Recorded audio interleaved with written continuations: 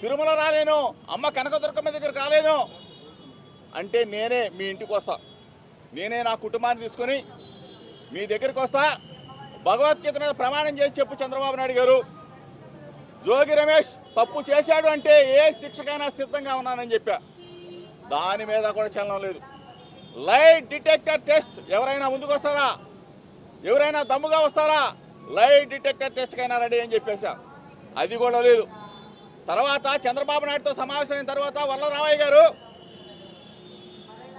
తిరుమల కాదు, ఏడుకొండల వారి దగ్గర కాదు, చంద్రబాబు నాయుడు ఇంటి దగ్గర కాదు, లైట్ డిటెక్టర్ టెస్ట్ కాదు, నార్కో ఎనాలిసిస్ టెస్ట్కి సిద్ధమా అని అడిగాడు.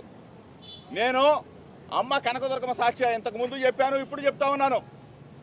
నార్కో ఎనాలిసిస్ టెస్ట్ కూడా సిద్ధమే అని చెప్పేసి దమ్ముగా చెప్పా. ఇంతవరకు ప్రభుత్వం నుంచి సమాధానం లేదు. సమాధానం లేకపోగా ఎవడో ఎక్కడో పట్టుకొచ్చి ఎవరినో తీసుకొచ్చి మా ఇబ్రహీంపట్నంలో జన్మించినంత మాత్రాన మా ఇబ్రహీంపట్నంలో పుట్టిన ప్రతి ఒక్కళ్ళు కూడా ఈ 55 సంవత్సరాలుగా నాకు తెలుసు. అటువంటి వ్యక్తుల్ని తీసుకొచ్చి జోగి రమేష్ మీద నిరద, జోగి రమేష్ మీద బురద, జోగి రమేష్ని వ్యక్తిత్వ హననం చేయాలని చెప్పేసి ఈ ప్రభుత్వం ఎంతగా దిగజారిపోయిందో మీడియా మిత్రులందరూ కూడా ఒకసారి చూడాలి. దక్షిణాఫ్రికాలో ఉన్నప్పుడు అతను ఎవరి పేరు చెప్పారో తెలుసు. అతనికి గన్నవరంలో రెడ్ కార్పెట్ స్వాగతం ఏర్పాటు చేసిన రాష్ట్ర ప్రభుత్వానికి తెలుసు. తీసుకెళ్లారు, విచారణ జరిపారు. రిమాండ్ రిపోర్ట్లో ఎప్పుడైనా సరే జోగి రమేష్ అనే మాట కానీ వచ్చిందని అడుగుతా ఉన్నా, లేదు కోర్టులో ఎప్పుడైనా చెప్పాడని అడుగుతా ఉన్నా.